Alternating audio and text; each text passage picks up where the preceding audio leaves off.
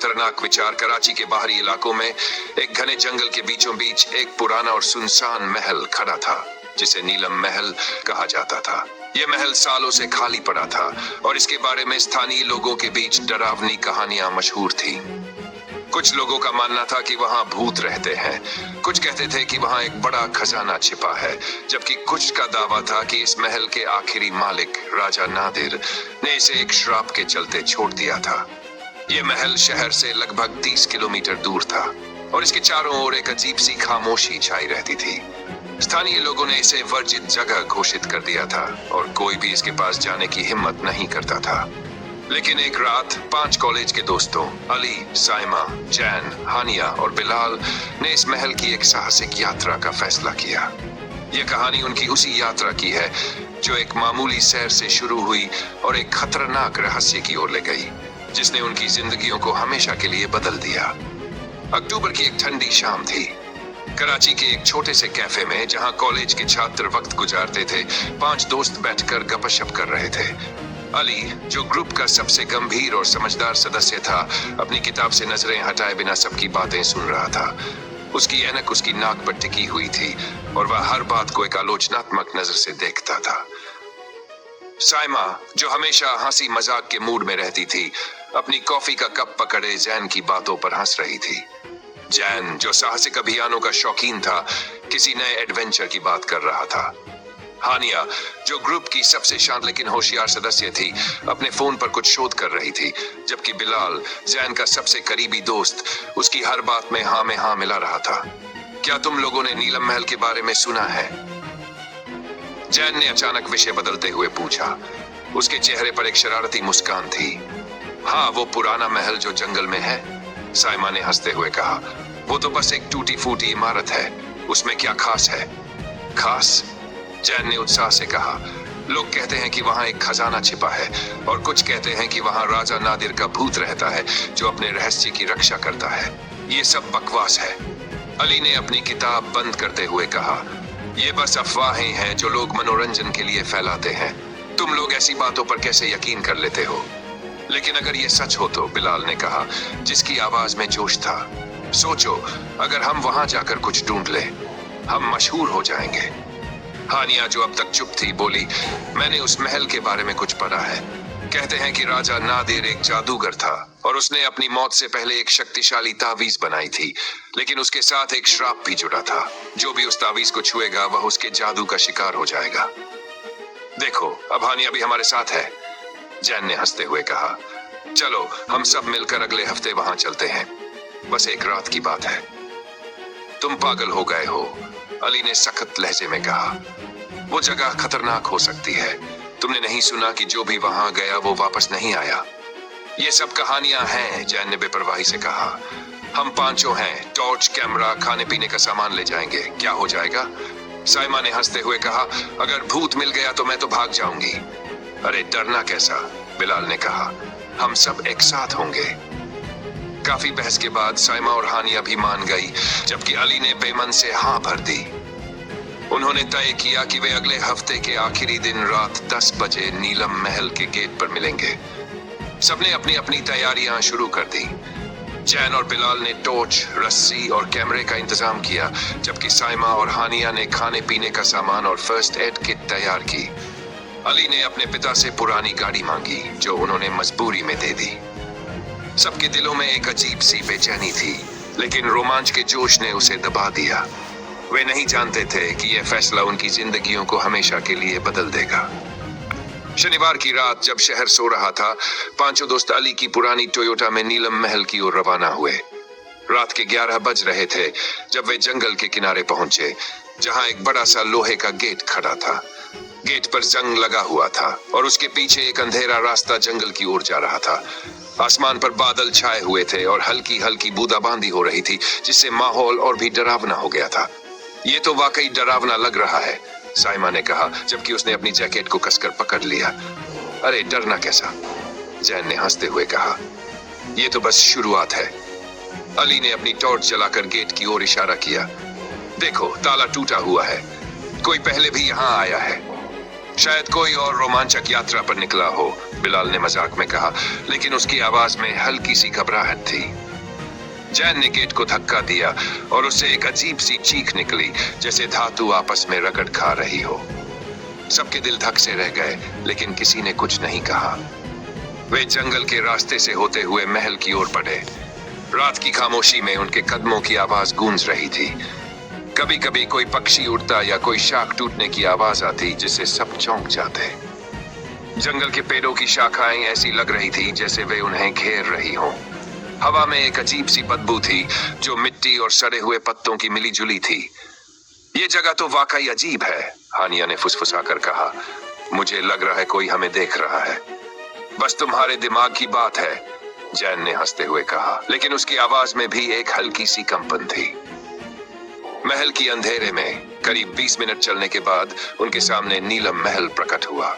ये एक भव्य लेकिन जर्जर ढांचा था, जिसकी दीवारें टूट फूट का शिकार थी। इसकी ऊंची छतों और टूटी हुई खिड़कियों से हवा की सीटी जैसी आवाजें आ रही थी। महल के मुख्य द्वार पर एक बड़ा सा ताला लगा था, लेकिन वह भी टूटा हुआ था। दरवाजे पर कुछ अजीब से निशान खुदे हुए थे, जो किसी प्राचीन भाषा में लिखे हुए प्रतीत होते थे।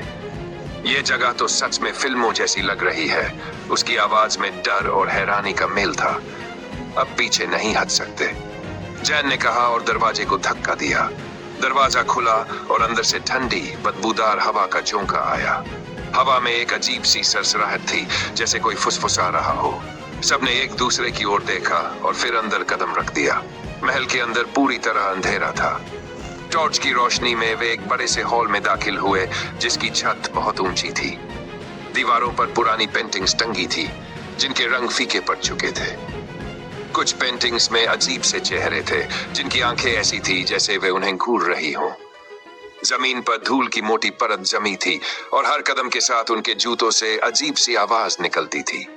हॉल के एक कोने में एक जर्जर पियानो खड़ा था, जिसकी चाबियां टूटी हुई थी। दूसरे कोने में एक बड़ा सा झूमर जमीन पर गिरा पड़ा था, जिसके शीशे चकनाचूर हो चुके थे। यह जगह तो वाकई डरावनी है, साइमा ने कहा। उसकी आवाज कांप रही थी। हमें जल्दी से देखकर निकल जाना चाहिए। अरे आराम से, जैन ने कहा। हम यहाँ रोमांच के लिए आए हैं। अगर अब डर गए तो क्या फायदा? अली ने सबको रोकते हुए कहा। हम सब एक साथ रहेंगे, अलग होने का सवाल ही नहीं। ये जगह खतरनाक लग रही है। उन्होंने फैसला किया कि वे ऊपर की ओर जाएंगे। एक जर्जर सीढ़ी उन्हें दूसरे माले पर ले गई, जहां कई कमरे थे। हर कमरे का दरवाजा बंद था और कुछ पर अजीब से निशान बने थे। एक कमरे के दरवाजे पर एक बड़ा सा आईना लगा था, जो टूटा हुआ था। आईने के शीशों में उनकी परछाइयां अजीब सी लग रही थी, जैसे वे कोई और हो। यह आईना यहाँ क्यों लगा है? हानिया ने पूछा। उसकी आवाज में डर था। शायद सजावट के लिए, बिलाल ने मजाक में कहा, लेकिन उसकी आवाज भी कांप रही थी। जैन ने आईने को छुआ और अचानक एक अजीब सी आवाज आई, जैसे कोई दीवार के पीछे से दस्तक दे रहा हो। सब थम गए। ये क्या था? साइमा ने धीमी आवाज में पूछा। शायद हवा का झोंका, अली ने कहा, लेकिन उसका चेहरा पीला पड़ चुका था। जैन ने आईने को दोबारा छुआ और इस बार आवाज और तेज हो गई। अचानक आईना एक ओर सरक गया और उसके पीछे एक गुप्त दरवाजा दिखाई दिया। दरवाजे पर वही निशान थे जो मुख्य दरवाजे पर थे। ये तो वाकई खजाने की ओर जा रहा है, जैन ने जोश से कहा। या फिर किसी मुसीबत की ओर, अली ने कहा। उसकी आवाज में चिंता थी। गुप्त दरवाजा खुलने पर एक संकीर्ण अंधेरी सीढ़ी नीचे की ओर जाती दिखी। सीढ़ी के अंत में एक मध्यम सी रोशनी टिमटिमा रही थी। सबने एक दूसरे को देखा। क्या हमें नीचे जाना चाहिए? हानिया ने हिचकिचाते हुए पूछा। अब तो जाना ही पड़ेगा, जैन ने कहा, वरना सारी रात पछताने का क्या फायदा। वे सभी सावधानी से सीढ़ियों से नीचे उतरे। सीढ़ी पुरानी और कमजोर थी और हर कदम के साथ उसमें से अजीब सी आवाज निकलती थी। सीढ़ी के आखिर में एक बड़ा सा कमरा था, जिसकी दीवारों पर अजीब से नक्श और चिन्ह बने थे। ये चिन्ह किसी प्राचीन रस्म या जादू से संबंधित लगते थे। कमरे के बीचों बीच एक पत्थर की संरचना थी, जो एक ताबूत की तरह दिख रही थी। उसके चारों ओर कुछ पुराने कागज, किताबें और अजीब से धातु के उपकरण बिखरे हुए थे। ये जगह क्या है? साइमा ने डर भरी आवाज में पूछा। अली ने एक किताब उठाई और उसके पन्ने पलटने लगा। ये कोई पुरानी डायरी है, उसने कहा। इसमें नीलम महल के मालिक राजा नादिर के बारे में लिखा है। उन्होंने डायरी पढ़ना शुरू की। उसमें लिखा था कि राजा नादिर एक महान जादूगर था जिसने अपनी मृत्यु से पहले एक शक्तिशाली तावीज बनाया था।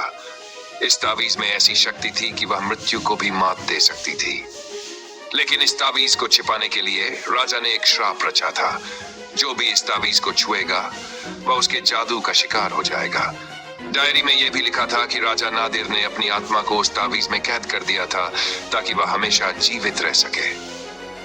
ये तो कोई अफसाना लगता है, बिलाल ने कहा, लेकिन उसकी आवाज में यकीन की कमी थी। लेकिन ये ताबूत, हानिया ने डरते हुए कहा, क्या इसमें राजा नादिर है? जैन ने ताबूत की ओर बढ़ना चाहा, लेकिन अली ने उसे रोक लिया। पागल हो गए हो, अगर ये सच है तो हम खतरे में पड़ जाएंगे। अचानक कमरे में एक अजीब सी आवाज गूंजी, जैसे कोई हंस रहा हो। सबने इधर उधर देखा, लेकिन वहां कोई नहीं था। टॉर्च की रोशनी धीमी पड़ने लगी और कमरे में ठंड बढ़ने लगी।